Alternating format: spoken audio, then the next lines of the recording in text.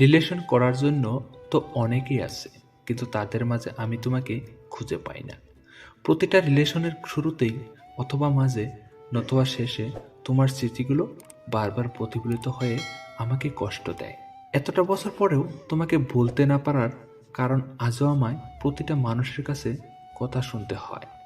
কি করে বলবো, কি করে বোঝাবো তাদের তোমাকে ভুলতে না পারার কারণ?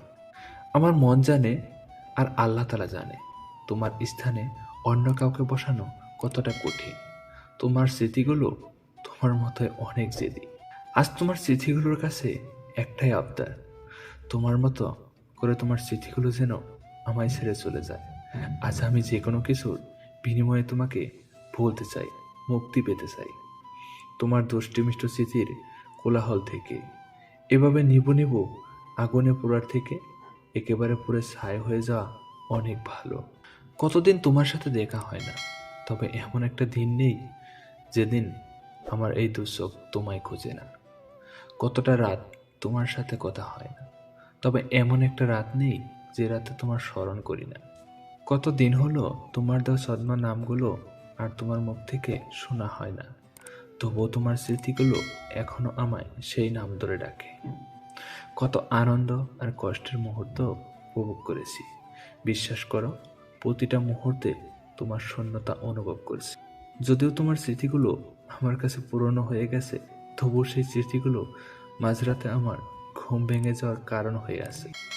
তোমায় নিয়ে স্বপ্ন তো আজও দেখি, পার্থক্য শুধু একটাই, আগে এই মুখে হাসি ফুটতো, এখন এই চোখে জল আসে। আজ তোমার মুখের ওই হাসিটা বলে দেয় তোমার পেছনে অতীত বলে কিছু নেই। যদি থেকেও থাকে তুমি তার পরোয়া করো না, আর এই কারণেই তুমি অনেক সুখে আছো। যে ব্যক্তি অতীতকে সহজে ভুলে যেতে পারে সেই ব্যক্তি কখনোই কষ্টের কাছে আত্মসমর্পণ করে না। কিন্তু সবাই কি আর অতীতকে ভুলে থাকতে পারে? যারা অতীতের স্মৃতি বুকে নিয়ে বেঁচে আছে শুধু তারাই জানে অতীতের স্মৃতি আনন্দের হোক বা কষ্টের, তা একসময় তীব্র যন্ত্রণাদায়ক দীর্ঘশ্বাস ফেলতে বাধ্য করে। তোমার দেওয়া সেই স্মৃতিগুলোকে নিয়ে বেঁচে থাকা এই আমি জানি শব্দহীন যন্ত্রণা কাকে বলে। আমি জানি প্রতিটা রাতে তোমার স্মৃতিগুলো কিভাবে অগ্নিবৃষ্টি হয়ে আমার মন জমিনকে ক্ষতবিক্ষত করে। হায় আফসোস, যদি তোমার মতো আমিও অতীতের স্মৃতিগুলোকে ভুলে থাকতে পারতাম, তাহলে হয়তো তোমার মতোই অন্যের হাত ধরে মুখে মিষ্টি হাসি নিয়ে বেঁচে থাকতে পারতাম। জীবন থেকে শান্তি শব্দটা কেমন যেন বিলুপ্ত হয়ে চলেছে। কখনো মনে হয় টাকা দিয়ে হয়তো শান্তি কেনা যাবে, হয়তোবা ভালোবাসা দিয়ে অথবা উপকার দিয়ে। আসলে শান্তিকে কোনো জিনিস দিয়ে কেনা যায় না, তা বলা অসম্ভব। টাকার বিছানায় ঘুমিয়েও ধনী ব্যক্তিটি চিন্তায় থাকে, ঘুমিয়ে গেলে হয়তো আমার অর্থ চুরি হয়ে যাবে।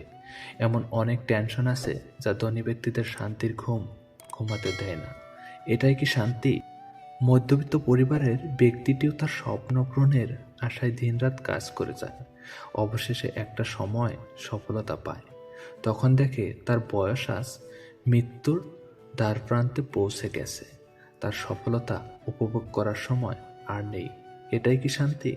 কেউ অর্থের মাঝে শান্তি খুঁজে, কেউ অর্থ বিলিয়ে দিয়ে শান্তি খুঁজে, কেউ যাযাবর জীবনের মাঝে শান্তি খুঁজে, কেউ কল্পনার জগতে শান্তি খুঁজে।